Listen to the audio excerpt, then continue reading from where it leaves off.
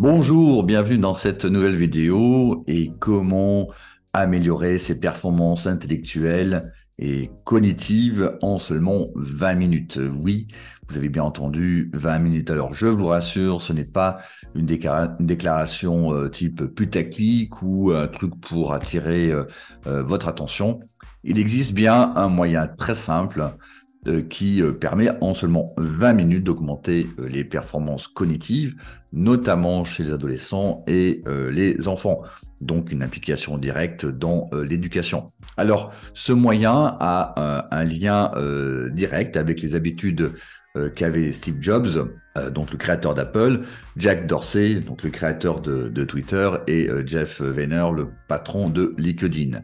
Alors, quel est ce moyen? Je ne vous en dis pas plus, on va voir tout ça dans cette nouvelle vidéo. C'est parti!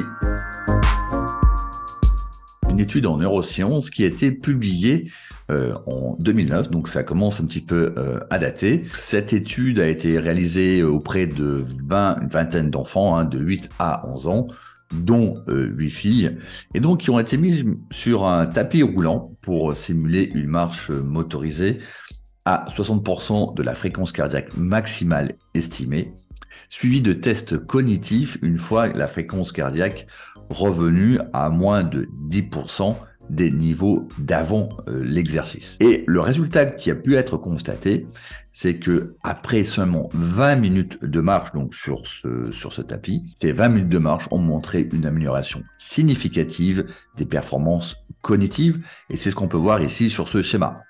Mais les chercheurs sont allés beaucoup plus loin et ne sont pas contentés de mesurer la performance cognitive puisqu'ils ont voulu en savoir un peu plus sur ce qui se passait dans le cerveau de ces enfants. Et en effet, ils ont pu constater qu'après simplement 20 minutes de marche, la zone responsable des capacités cognitives était bien activée par rapport, donc durant cette période de marche, après cette période de marche, je dirais, comparativement, à justement un exercice, à faire des exercices de façon assise.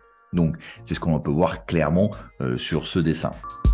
En 2014, donc une recherche de l'université de Stanford s'est intéressée à la créativité, à savoir est-ce que la créativité est la même lorsque l'on travaille de façon assise ou lorsque ce travail est coupé d'une marche. L'université de Stanford a étudié ou s'est penchée sur 4 expérimentations pour en tirer évidemment des conclusions. Et une de ces expérimentations est assez intéressante vu que elle concernait donc 48 sujets et les chercheurs ont bien constaté que 81% donc des sujets amélioraient leur créativité, selon d'ailleurs le test de ce qu'on appelle le test de Guilford, ou on dit en français le test d'utilisation alternative. Voilà, en anglais on appelle ça le test de Go, G-A-U. Et donc là on revient justement à ce que je vous disais sur Steve Jobs, Jeff Werner et Jack Dorsey. Et bien ces personnalités-là, donc ces grands chefs d'entreprise, ont l'habitude, ou avaient l'habitude pour Steve Jobs, de faire de longues marches pour justement stimuler leur réflexion et leur créativité.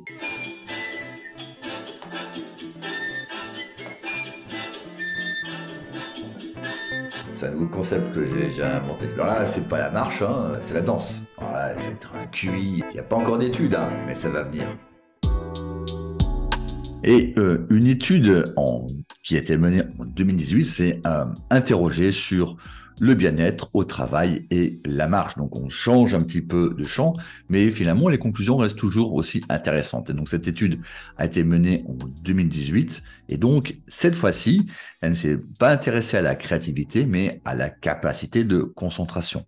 Et là, donc en voici le résumé.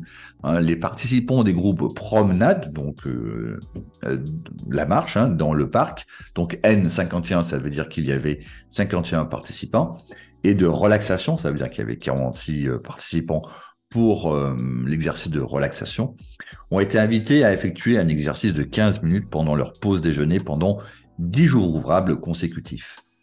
Et l'après-midi, bien-être, détachement du midi et le plaisir du déjeuner ont été évalués 2 fois par semaine, avant, pendant et après l'intervention, au total pendant 5 semaines.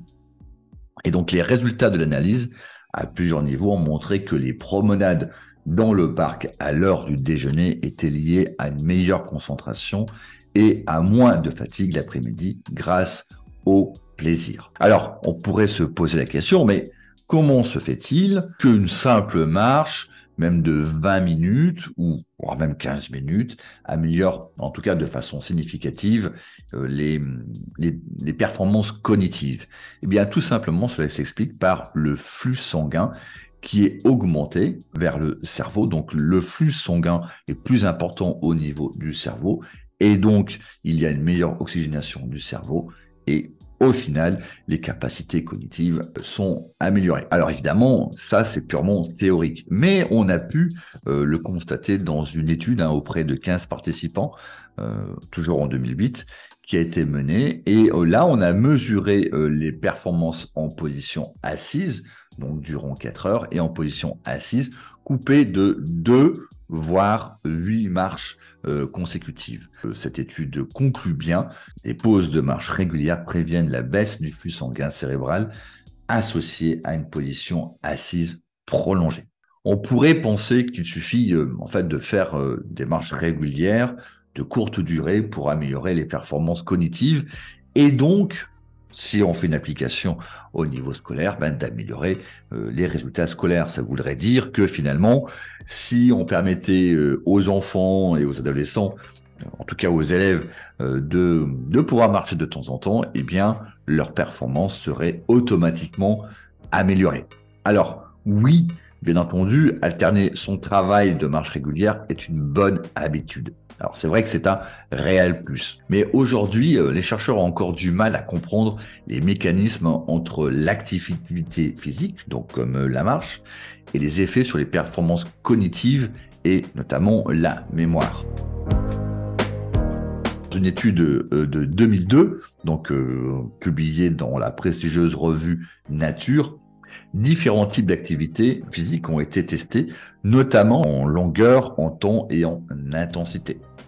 Et bien sûr aussi, cela implique la marche. Il en est ressorti notamment dans un communiqué de presse, Jérémy Manning, donc un des auteurs de l'étude, indique que en ce qui concerne l'activité physique, la mémoire et la santé mentale, il y a une dynamique très compliquée en jeu qui ne peut pas être résumée en une phrase simple comme la marche améliore votre mémoire ou le stress blesse votre mémoire. Et le communiqué indique que l'exercice peut améliorer votre santé cognitive et mentale, mais toutes les formes et intensités d'exercice n'affectent pas le cerveau de la même manière. Les effets de l'exercice sont beaucoup plus nuancés car des intensités spécifiques d'exercice sur une longue période sont associées à différents aspects de la mémoire et de la santé mentale. Donc, il faut faire attention sur les raccourcis un petit peu rapides que l'on peut faire, comme vous avez pu le voir. Quelle implication dans l'éducation? Alors, c'est vrai que c'est tout à fait intéressant par rapport à ce que l'on a vu. Alors, comment on peut en déduire, c'est que des élèves en position assise de façon prolongée, évidemment, le flux sanguin va moins au cerveau et donc, logiquement, les performances cognitives des élèves sont altérées. Eh bien, des élèves qui restent 2 heures assis dans une classe en train d'écouter le professeur, c'est pas forcément optimum. Et pensez même que dans certaines écoles, les élèves restent assis et ce sont les professeurs qui changent de classe. Donc, un élève peut rester assis toute une demi-journée, à savoir presque 4 heures. Je vous laisse imaginer ce que cela peut faire en termes de performance cognitive. Donc, le mieux serait évidemment d'alterner ces séances de classe, en tout cas de cours, avec des mouvements, alors par exemple pour prendre l'air ou de changer simplement de salle. C'est une marche relativement courte, c'est un exercice physique très court, mais c'est bien mieux déjà que de rester assis de façon continuelle pendant toute une matinée. Il vaudrait mieux des récréations plus courtes que des récréations plus longues, mais moins nombreuses. Et même, on pourrait s'interroger sur, vous savez, ces élèves qui ont besoin de bouger, qui ont la bouche-bouge, comme on dit, est-ce que ça ne serait pas justement un besoin de leur cerveau qui peut-être est moins irrigué en termes de flux sanguin et pour avoir une meilleure oxygénation ont besoin de bouger? Voilà, ça c'est la question éventuellement que l'on peut se poser.